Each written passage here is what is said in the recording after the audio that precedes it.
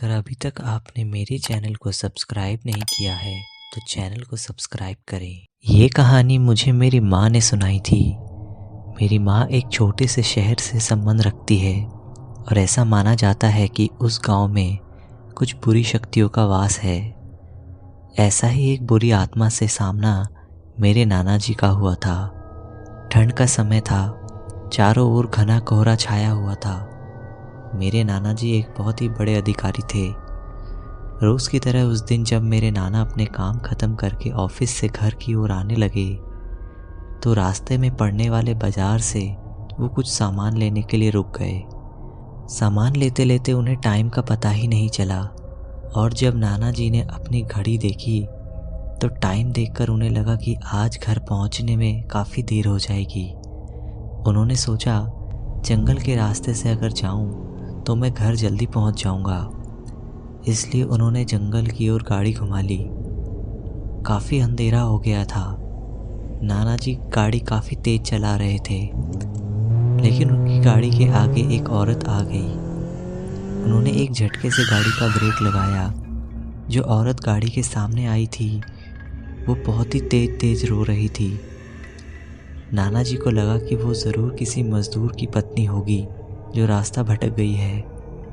रास्ता सुनसान था, इसलिए उन्होंने सोचा कि इस महिला की मदद की जाए। उन्होंने उस औरत से पूछा कि वो यहाँ अकेली क्या कर रही है, लेकिन उसने कोई भी जवाब नहीं दिया और बल्कि ज़ोर ज़ोर से और भी रोने लगी। ऐसा लग रहा था मानो सारा जंगल उसकी आवाज़ से गूंज रहा हो। नाना जी ने फिर से पूछा कि उसका घर कहाँ है, तो वो अब भी कुछ नहीं बोली। नाना जी ने उसे बोला कि तुम मेरे साथ मेरे घर चलो, सुबह तुम्हें तुम्हारे घर छोड़ दूंगा। वो नाना जी के साथ चलने के लिए तैयार हो गई और गाड़ी के पीछे वाली सीट पर बैठ गई। रीति रिवाज के कारण उसके सर पर घूंघट था, जिसकी वजह से उसका चेहरा छुपा हुआ था। घर पर सब नाना जी का इंतजार कर रहे थे। जैसे ही गाड़ी की आवाज़ आई सब भागकर इकट्ठा हो गए। जब उस महिला के बारे में घर में सब ने पूछा तो नाना जी ने सारी कहानी बताई। नाना जी ने कहा आज खाना यही बना देगी, लेकिन मेरी माँ को उस महिला पर शक हो गया। उन्हें लगा कि ये कोई चोर है जो घर का सामान चुरा कर भाग जाएगी। माँ ने उसे रसोई में जाकर खाना बनाने के लिए कहा। रसोई में सारा सामान रखवाकर मेरी माँ ने उसे कहा सभी भूखे हैं इसलिए जल्दी खाना बना दो, और उसे रसोई में भेज तो दिया, लेकिन मेरी माँ का मन अभी भी शांत नहीं हुआ था। 10 मिनट बाद मेरी माँ रसोई में पहुंची तो देखा वो अभी भी थैले में से मछलियाँ निकाल रही थी। ये देखकर मेरी माँ को गुस्सा आ गया।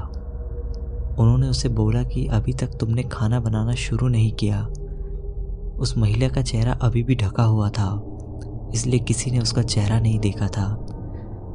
माँ उसका चेहरा देखने की काफ़ी कोशिश करती रही, लेकिन उन्हें उसकी झलक भी दिखाई नहीं दी। मेरी माँ ने कहा कोई ज़रूरत हो तो बुला लेना, लेकिन फिर भी वह कुछ नहीं बोली। उन्हें लगा कि शायद अनजान लोगों से डर रही होगी। माँ रसोई से फिर चली गई, लेकिन जब फिर से 15 मिनट के बाद वो वापस आई तो रसोई का पूरा हाल देखकर मेरी माँ डर गई।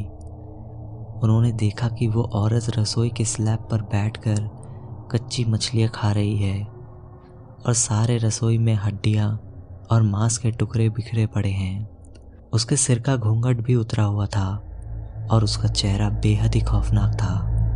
वो मछलियाँ खाने में इतना मगन थी कि उसका ध्यान मेरी माँ पर नहीं गया।